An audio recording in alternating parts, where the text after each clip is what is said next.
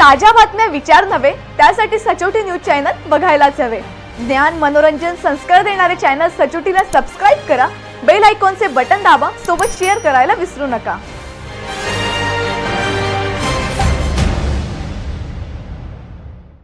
महाराष्ट्राच्या शिक्षण व्यवस्थेला हादरवून सोडणाऱ्या शालार्थ आयडी घोटाळ्याची व्याप्ती दिवसेंदिवस वाढत असताना आता या प्रकरणाचे राजकीय पडसादही उमटू लागले आहेत। शिक्षण विभागातील गैरप्रकार रोखण्यात दोषींवर निर्णायक कारवाई करण्यात आली आणि शालार्थ व्यवस्थेतील भ्रष्ट साखळी मोडून काढण्यात शासनाला अपेक्षित यश आले का? हा सवाल आता थेट शिक्षण मंत्री दादाजी भुसे यांच्या कार्यपद्धतीवर उपस्थित केला जात आहे।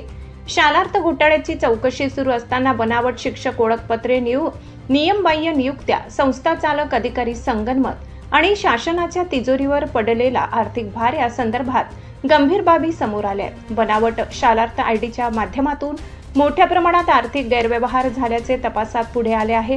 शालार्थ घोटाळा उघड झाल्यानंतर शिक्षण मंत्री दादा भुसे यांनी दोषी संस्था चालक आणि अधिकाऱ्यांवर कठोर कारवाईचा इशारा दिला होता। कोणीही असो, दोषी आढळल्यास गय केली जाणार नाही अशी भूमिका त्यांनी घेतली आहे।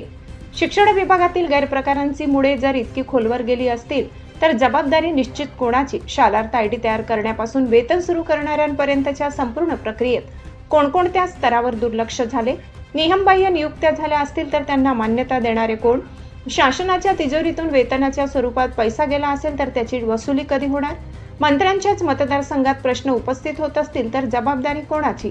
सर्वात गंभीर राजकीय प्रश्न असा उपस्थित होत आहे की शिक्षण मंत्री दादाजी भुसे यांच्या मालेगाव मतदारसंघाशी संबंधित परिसरातच बोगस शालार्थ प्रकरणाबाबत आरोप अथवा संशय निर्माण होत असतील तर शिक्षण विभागाच्या सर्वोच्च राजकीय नेतृत्वाची नैतिक जबाबदारी काय?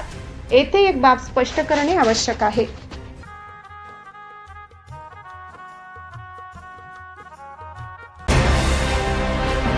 ताज्या बातम्या विचार नव्हे त्यासाठी सचोटी न्यूज चॅनल बघायलाच हवे। ज्ञान मनोरंजन संस्कार देणारे चॅनल सचोटीला सबस्क्राइब करा, बेल आयकॉनचे बटन दाबा, सोबत शेअर करायला विसरू नका।